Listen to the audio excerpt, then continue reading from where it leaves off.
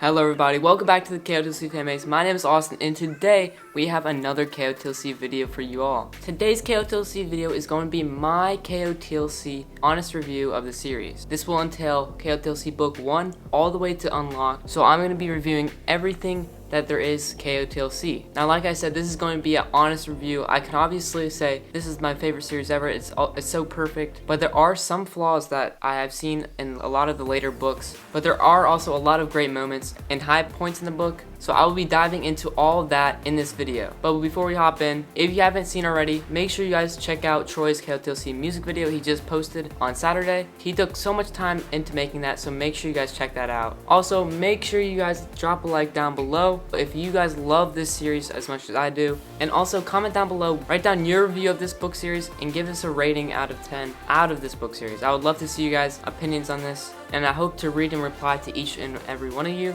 And lastly, make sure you guys subscribe down below. We are trying to get to 9,000 subscribers and our ultimate goal of 10,000 subscribers, and we are super close to getting there. So if each and every one of you could please check down below and see if you are subscribed, it would help us out monumentally. And remember, check out all the links in the description. We have Discord, our memberships, merch, so much more. And make sure you guys stay tuned for next week because we're gonna have a lot of announcements. But with that, let's get straight into the video. Alright, so first thing in my review, I'm going to be talking about the high points in this series. All the good moments, all the good things about the series. So the first thing that jumps out to me that everyone notices about the series and everyone loves about the series is the characters. We have Keith, Sophie, Fitz, Dex, Tam, Lynn, Morella, Biana. So many great characters in this book that all mesh together so perfectly that, I mean, I don't think any other book series has better characters than this. Each of them has a different personality, so it's not boring when Sophie interacts with another character.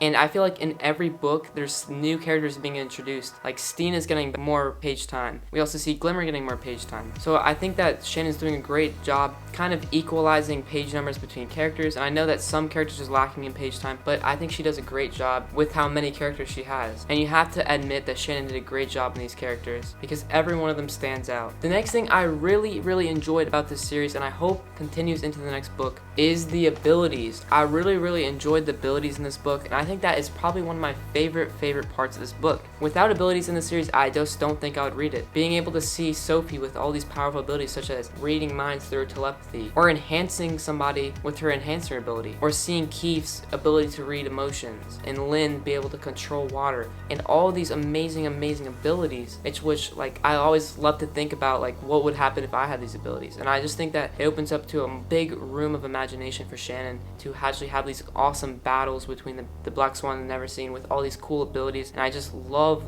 these abilities. There is plot to most of these abilities. We can see that all these abilities are included in the book, and we can see that how it's a huge important part of the Elven Society. Alright, but enough about abilities. I could probably talk about abilities all day. But the next thing that I really loved about the Keeper Lost City series is the first 5 books. KotLC, Exile, Everblaze, Never Seen, and then Lodestar. I just absolutely love these books. Now, I'll get onto the other books soon after in this video, but I just love these books. I love where she started. I love where Shannon started because I loved being introduced into the Elven world in book 1, where Sophie has this huge task of leaving the human world to go to the Elven world, and she meets her friends. We get to meet Keith, Fitz, Dex, all these awesome interactions because we can see her meet them for the first time, and that's why I just love this book so much. It's my favorite book. And in Exile, we get to see her have interactions with Sylvanie and get more interactions with Keith. And then in Everblaze, we get to see more plot with Finton and Brant. And then in Never Seen, I don't have to explain Never Seen. It's so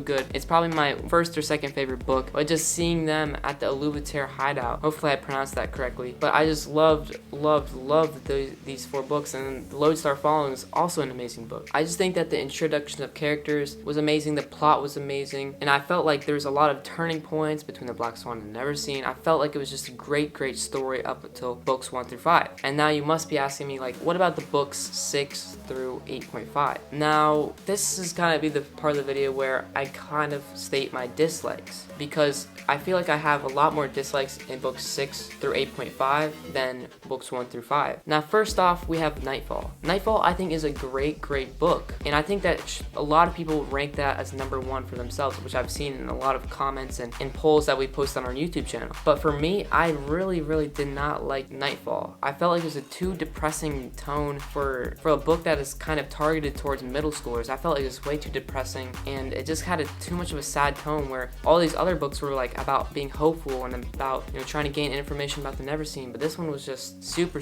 sad. And although I did love the plot, it just wasn't right for me. It didn't fit well with me, and I know that this is a, you know, like, unpopular opinion, but it just didn't fit right for me. And then we get on to Flashback, which is basically half the book in the medical center with Fitz and Sophie, and it wasn't really that good. Everything outside of that was great, but that's only half of the book that we get to see. I think someone did the statistics, and it said like about 60% of the book was in the medical center. Seeing this, maybe Shannon had a little bit of writing block, and she, you know, ran out of ideas for these books, and she wanted to put filler content, or maybe she just wanted to put filler content, you know, to expand the book series, to get maybe some more cash or some more revenue off of this book series. But we really can't tell. We don't know what Shannon's mind is. All I can do is make up theories. I know that a lot of people were angry about that book, but even though it did have a great second half, you know, there was intentional filler that we could see from Shannon, which is kind of negative on my list. Now, Legacy, I have no problems with this book. This could be a top 5 book in the series. I really enjoyed it.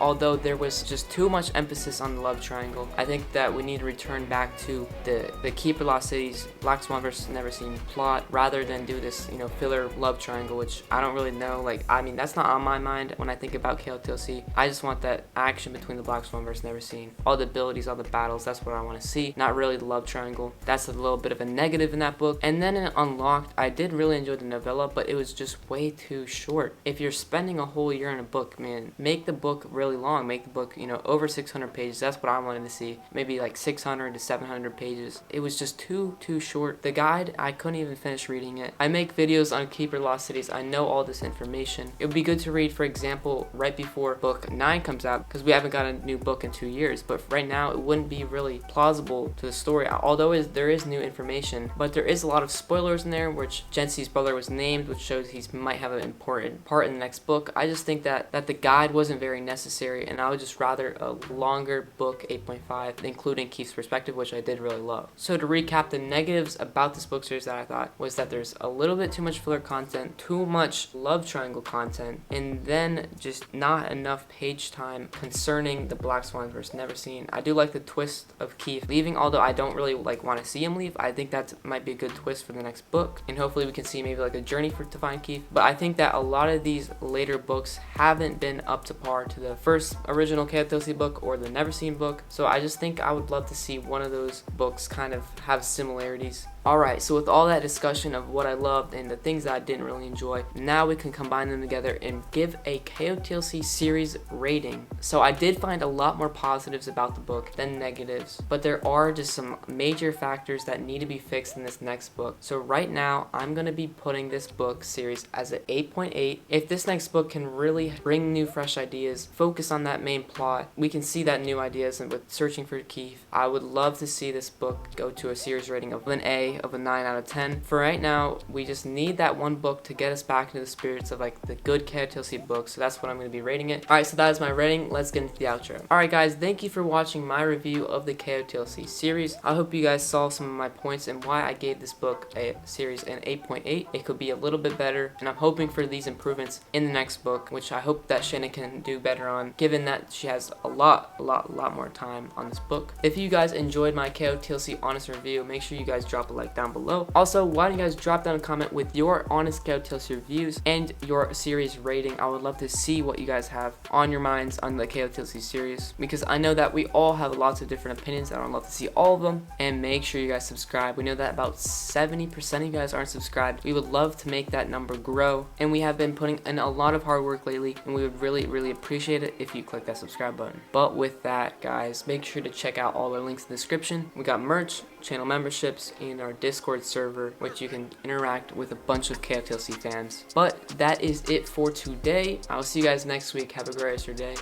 Peace.